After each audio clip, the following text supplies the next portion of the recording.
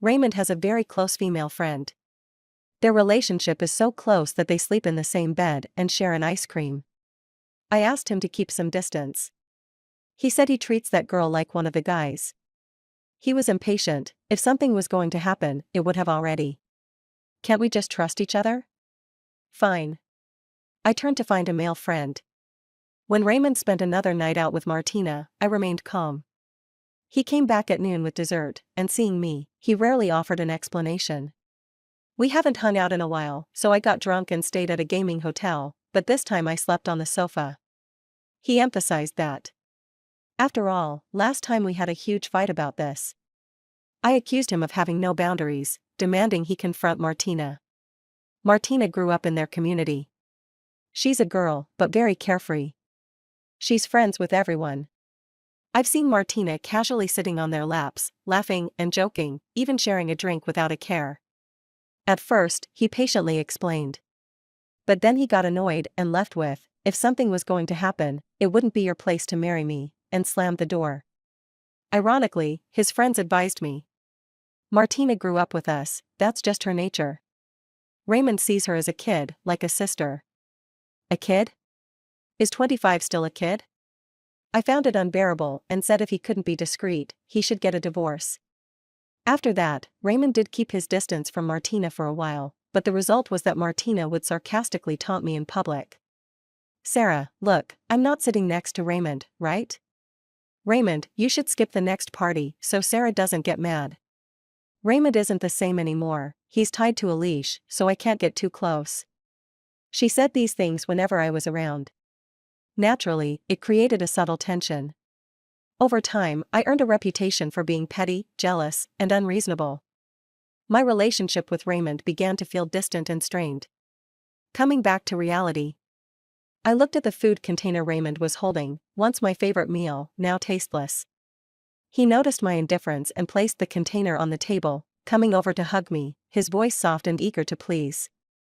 "Darling, didn't you always want to watch a movie?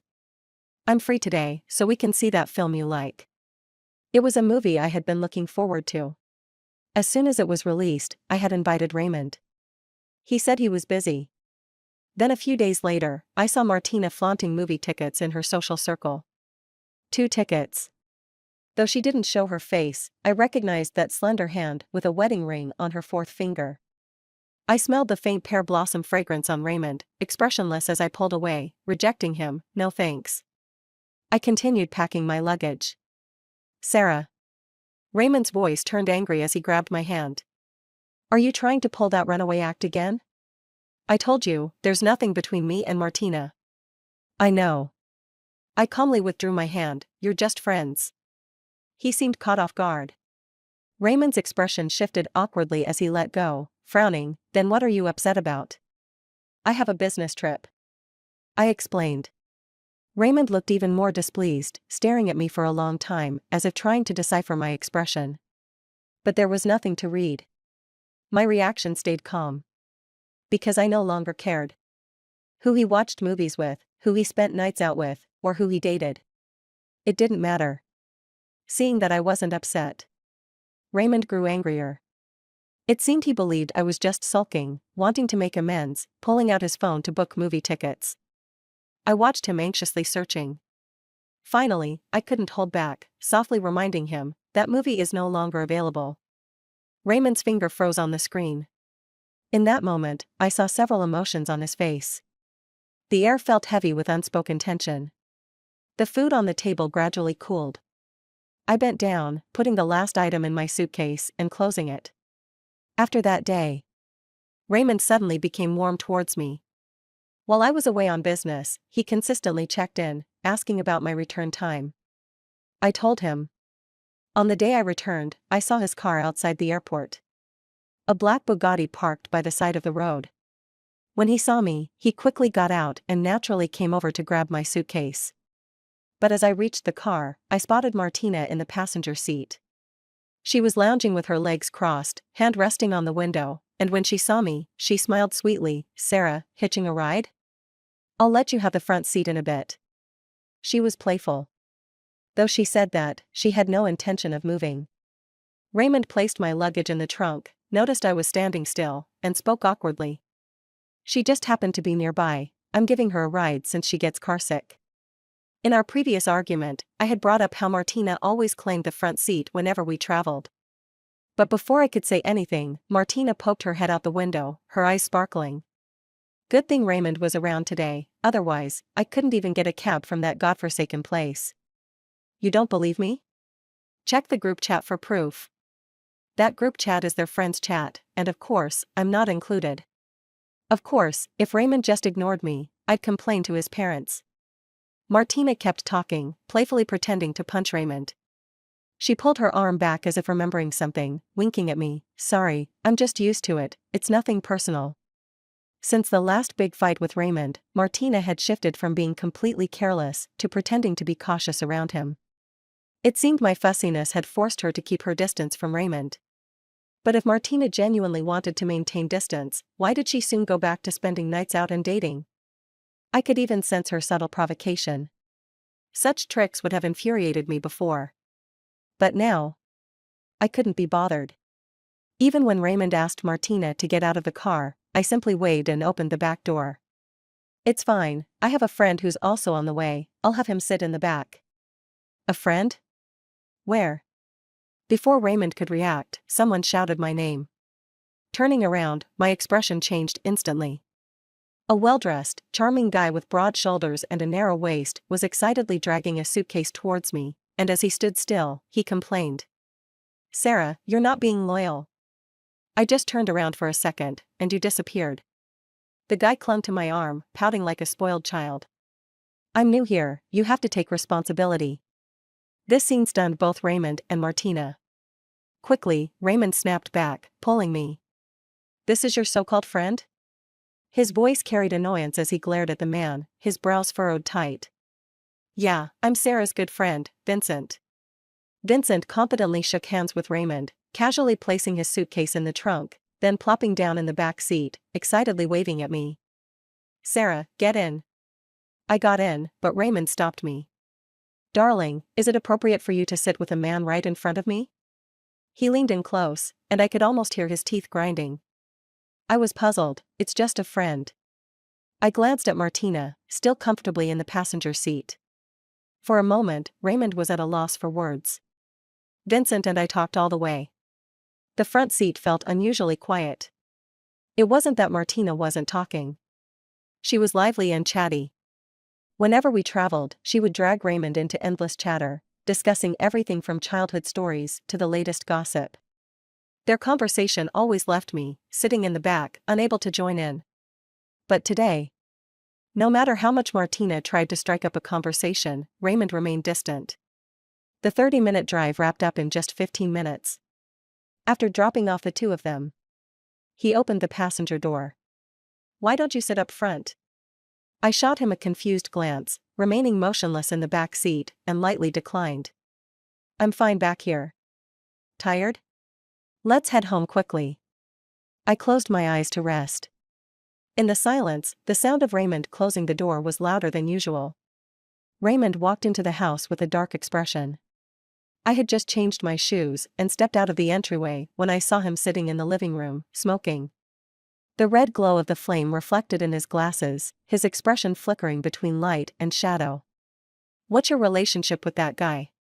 Raymond took a hard drag from his cigarette, crushed it in the ashtray, and looked up at me. I met his gaze, my tone flat. Just a friend. A friend? Sarah, you went on this business trip with him, didn't you? Spending days alone together. His anger grew as he spoke, and he kicked the suitcase hard. I was angry too, opening the suitcase and seeing his furious expression. I shot back, business partners are either men or women. He's easy to get along with, what's the problem? Of course there's a problem. He's a man. You two are alone together, and you're already married. What's wrong? You can have a close female friend, but I can't have a good male friend? My words caught him off guard. I had never seen so many vivid expressions on Raymond's face before: shock, frustration, and helplessness. Finally, he almost ground out, Martina is different, she grew up with us. If anything were to happen, it would have by now. I'm not the same with Vincent. Can't you trust me a little? I interrupted him, speaking with conviction. Raymond was at a loss. For days, he kept giving me the cold shoulder. After a few days of tension, his parents invited us out for dinner. At the table, they noticed the strange atmosphere and subtly nudged Raymond. Raymond, Sarah came all this way for you, so you can't treat her poorly. Raymond and I were college classmates. I was an only child. Originally, the plan was for me to return to my hometown after graduation. But for him, I resolutely stayed here. Hearing his parents' words, Raymond's expression softened. Before we left, he took my hand. Sarah, Before he could finish, Martina threw her arms around his neck. Raymond, it's rare for you to come back, let's hang out. She once again unabashedly leaned into Raymond. But this time, instead of responding with his usual smile, Raymond shrugged her off, looking awkwardly at me. Martina noticed me too and let out a teasing sound, raising her eyebrows. So you're here too? With that, she took a big step back, right into a group of friends who had followed her. Raymond, you didn't say anything in the group chat when you got back. If it weren't for Martina saying she saw you, you could have slipped away. Yeah, it's a rare occasion for everyone to be together. Let's hang out. The group egged him on. Raymond clearly looked tempted. But unlike before, he didn't agree right away. Instead, he glanced at me for approval. Everyone noticed. Even though we were married, they still kept a certain distance from me. Partly because I wasn't part of their circle, and partly because of Martina. They couldn't let loose around me at their gatherings. How about we all go hang out? Raymond asked tentatively. At that moment, I could feel the tension in the air. Martina was even more obvious, pouting and exchanging glances with those around her. Everyone was waiting for my answer. They didn't really want me to come, but hoped I'd let Raymond go. As they wished. I pulled my hand away from Raymond's grasp, my voice calm and gentle as I said, I'll take a cab home. No one spoke. The atmosphere became strangely silent. After a while, Raymond hesitated, seeming to sigh in relief, yet also feeling guilty. Then I'll come home early, he assured me softly. I just smiled and walked straight out of the yard.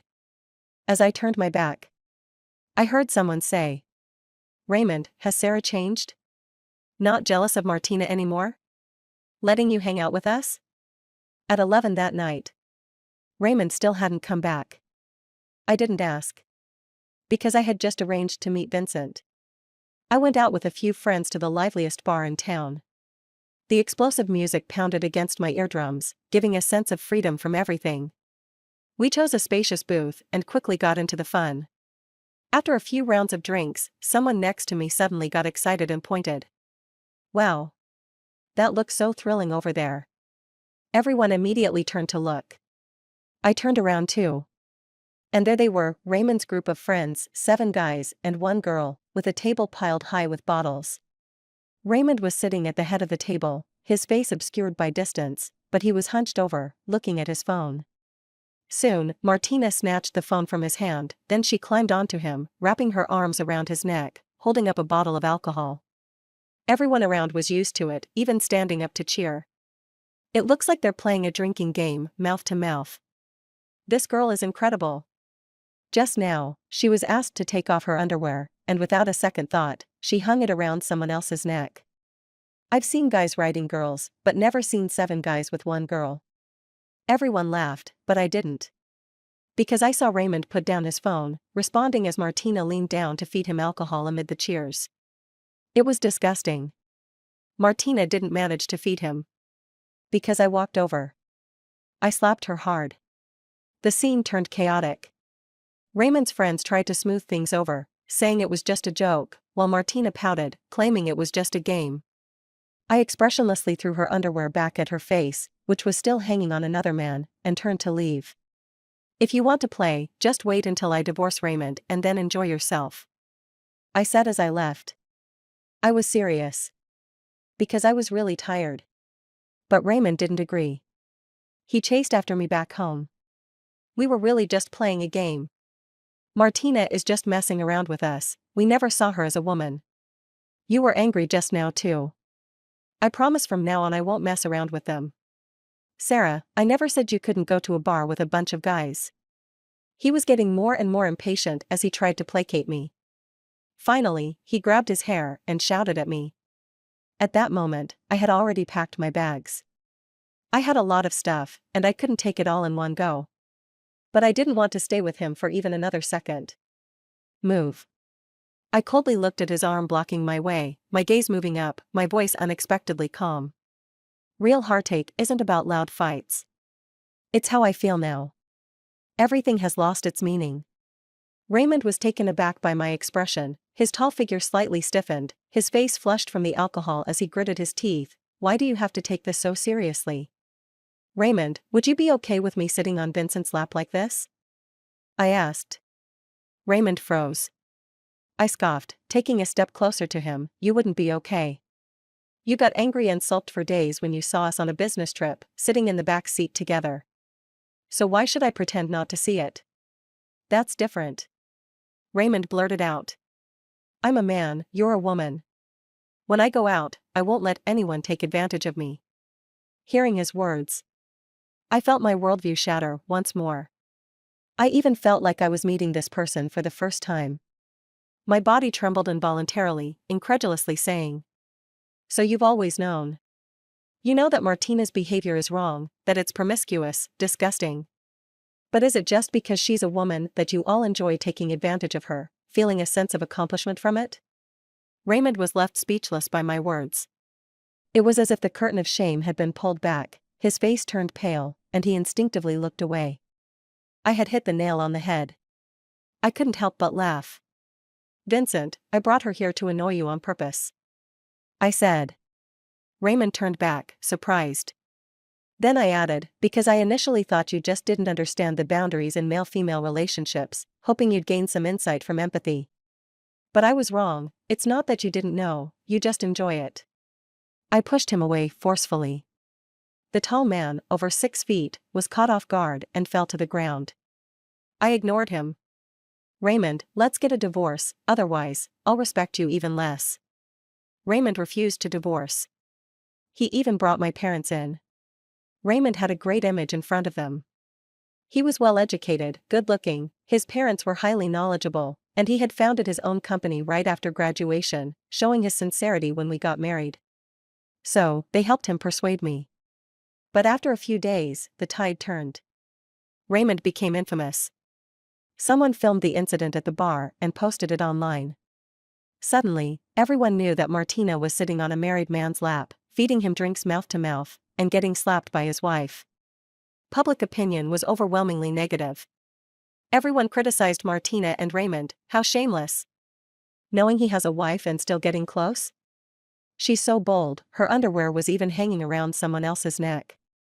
The guy is disgusting too, doesn't he fear getting sick?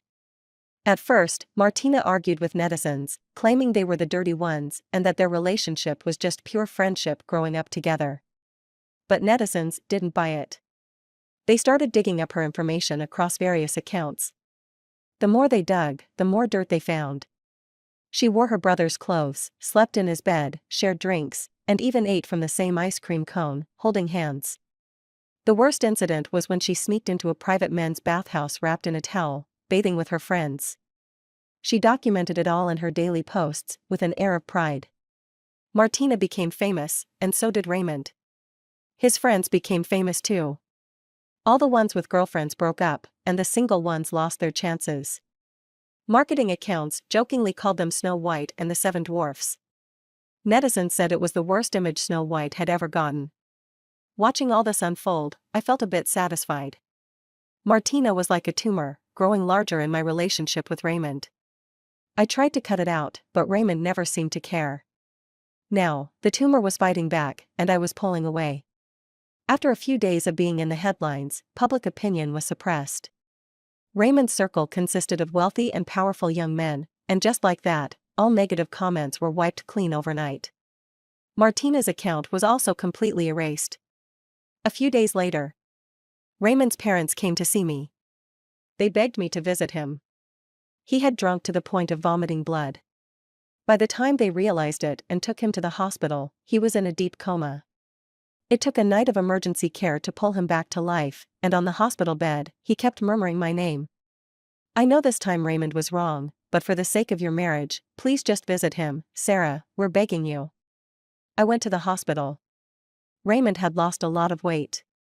The loose hospital gown hung on him, making him look even more fragile. His face was pale and nearly transparent, but when he saw me, there was a glimmer of life on his otherwise lost face. I approached and stopped him from getting up. When are you getting out? I asked. Raymond's eyes lit up as he struggled to speak. Next week. Sarah, are you willing to forgive me? I promise, if you give me another chance, I won't make the same mistakes again. I'll keep my distance from Martina. When you get out, we'll finalize the divorce. I shattered his hopes. Looking at the pain twisting his features, beads of sweat rolled down his forehead along his temples, his voice rough like sandpaper. Sarah, I didn't cheat, you know that was all just fun. I promise I'll draw the line with them from now on. Sarah, I beg you, don't leave me. Seeing that I was unmoved, Raymond rolled off the bed and knelt in front of me. In the struggle, he knocked over the 4-stand, the sound crashing loudly as it fell to the ground, even the 4-needle bent and cut his hand, blood splattering. It was chaotic and tragic. When did Raymond ever end up like this? He came from a good family and was good-looking. He had always been surrounded by girls. Proud as he was, when had he ever begged a woman like this? I should have been moved. But I wasn't. I just looked down at him, not even intending to bend down and help him, shaking my head in refusal. No. My indifference pierced Raymond. I could clearly feel his pain and despair, even a hint of confusion. Clearly, it was Martina who made the first move. I may not have refused, but I didn't do anything wrong. Why do you have to hold on to this? He shouted in frustration. It seemed to aggravate his injuries, blood quickly seeping from his waist, a shocking crimson. The commotion soon attracted both our parents. Seeing this scene, it turned chaotic. Sarah, he made a mistake, but the real culprit is Martina. Raymond just saw her as a sister. He was tricked too. As the saying goes, it takes 100 years of good deeds to share a boat, and 1,000 years to share a bed. You and Raymond have been through so much together. Do you really have to end it here? I promise, as long as you don't divorce Raymond, from now on, the house, car, company, and savings will all be in your name. If there's another incident, Raymond will leave with nothing. His father promised.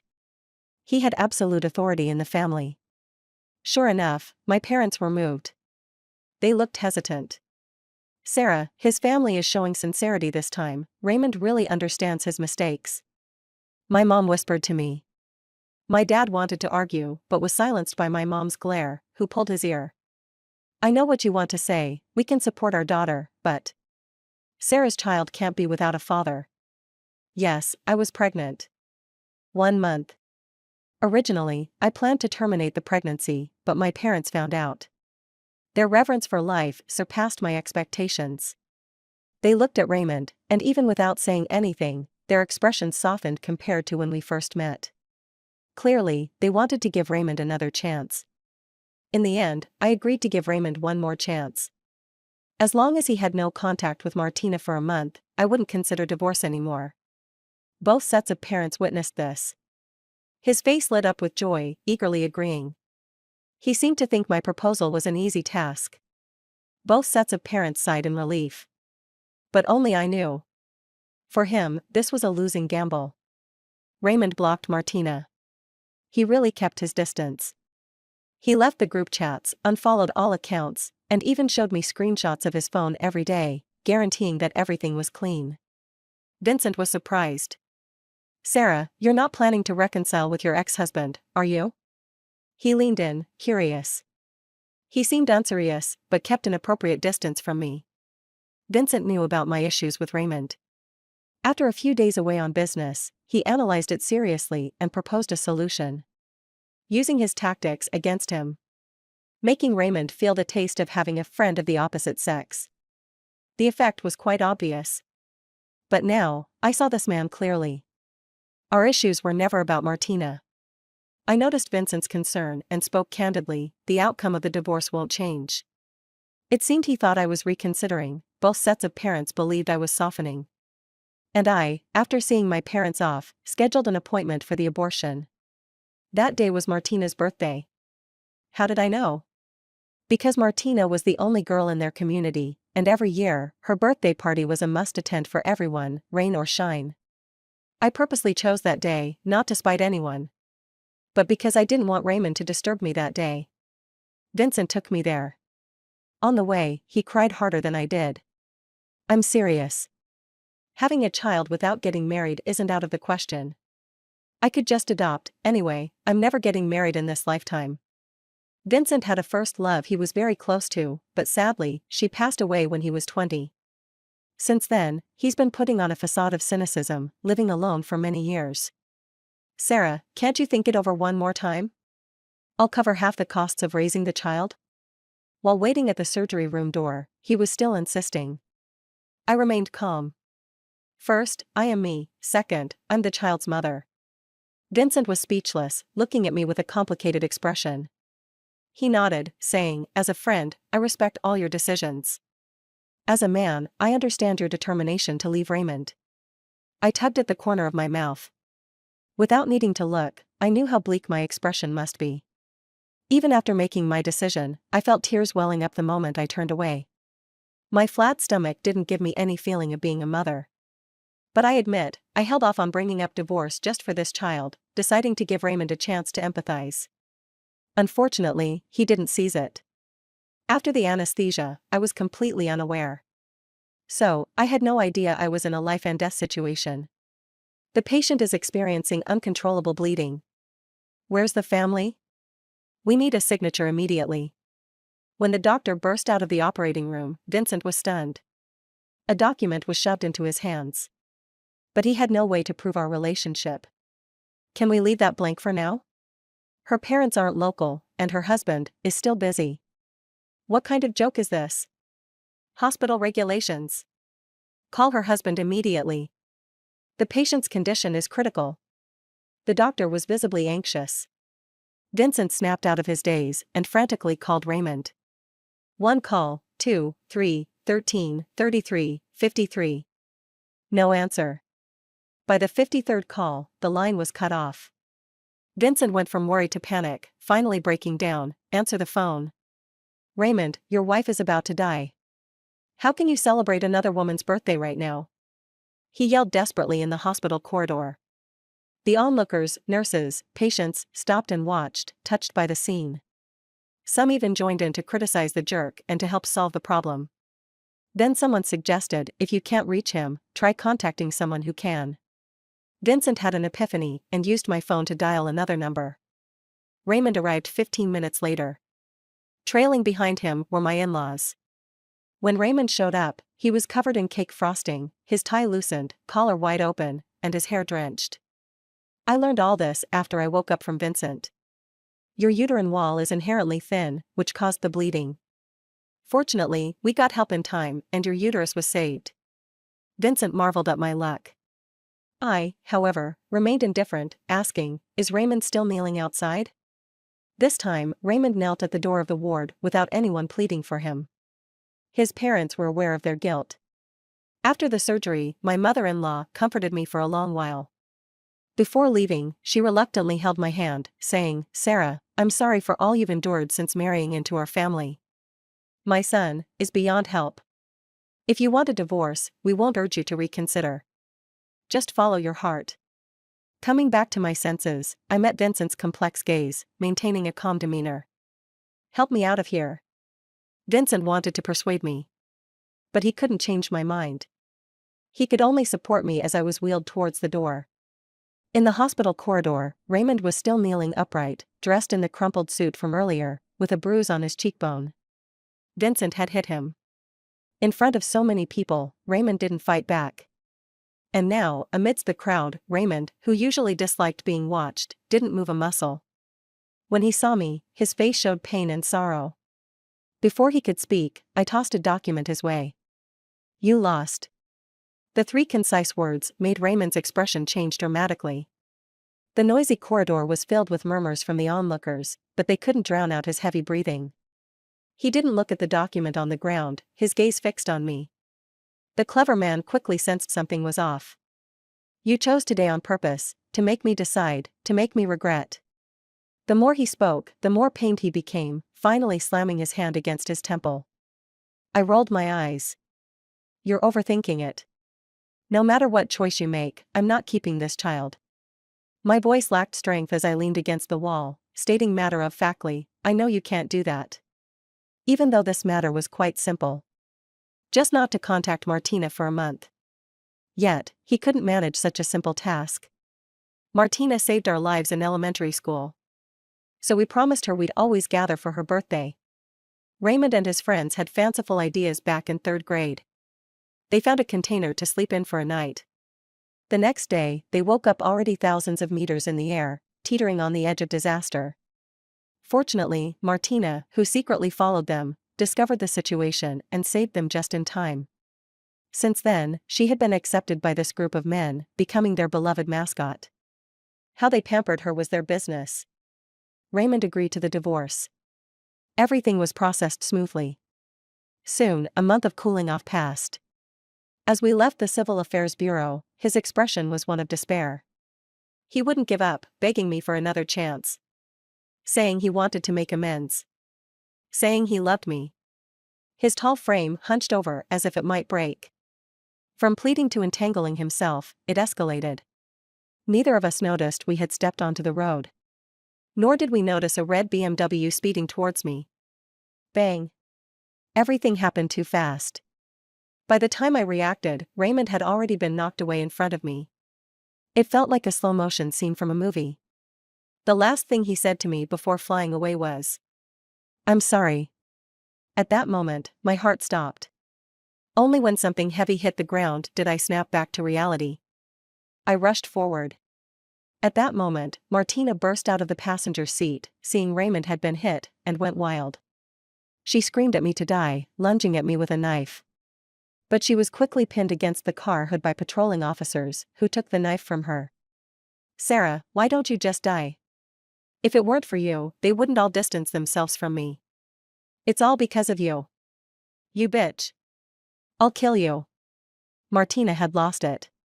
Because on the day of the surgery, her parents had seen Raymond and his friends at Martina's place and were furious, leading to a complete boycott of Martina's family businesses. To quell the public outrage, they decided to sacrifice Martina, sending her abroad and forbidding her from ever returning. Originally, the family boys treated her like a lucky charm, but when their own interests were at stake, they immediately distanced themselves from her. This was Martina's darkest hour. And she believed the root of all this was me. If I were dead, everything would go back to normal. Listening to her, I found it absurd. Raymond survived, but was half paralyzed. Martina wasn't sentenced to death, but she was convicted of intentional assault and received a life sentence. I heard that while in prison, for some reason, she was slashed across the face and disfigured. After Raymond's incident, many people came to me. His parents, his friends, my parents. His parents pleaded with me not to abandon Raymond during this time, for the sake of our past as a couple. His friends hoped I would stay with him to help him through this tough time, since he saved my life. My parents wanted me to go home quickly and avoid getting into trouble. In the end, I went to see Raymond. Once a proud man. Now lying in a hospital bed, needing help for everything. He didn't speak. He just looked at me, filled with regret. I thanked him. After all, he saved my life. I know I have no right to ask you to stay. Raymond choked out, his voice hoarse and pained. This is all my doing, my retribution. The doctor didn't give you a death sentence. If you cooperate with treatment, you still have a chance to stand again. I said. Raymond was excited at my words, looking at me with anticipation, and nervously said, "So you're willing to?" "I'm already preparing to go back home. You know I'm an only child. If it weren't for you, I should have graduated and returned home to take over the family business." I spoke in a calm, measured tone. In that moment, I saw Raymond's expression darken, like a lifeless sunflower, his eyes reddening, his smile bittersweet and self-deprecating. I knew it. A useless person like me should just rot in the mud for this whole life. Raymond, we each have our own lives. You can't affect me anymore, and I shouldn't affect you either. I interrupted his self-pity. Perhaps my gaze was too piercing, striking at his heart. The ward was so quiet you could hear a pin drop. The sunlight outside streamed through the window, enveloping me in a layer of golden warmth. I returned home. Little by little, I could hear news from Nanching. Raymond took 2 years to stand back up, but his illness delayed the company's development, forcing it to close. Another new year arrived. Vincent texted me, "Happy New Year." When I received the message, I was helping my parents cook. I wiped my hands and saw he sent a selfie of himself sitting on the balcony. I couldn't help but tease, "Celebrating the new year alone again? You could come to my parents' house. We'd take you in for a few days." Quickly, he replied, "No, my partner wouldn't be happy about that." He was referring to his first love, who had passed away years ago. I smiled. I looked up at the view outside the window. It was snowing, and the scenery was beautiful. And,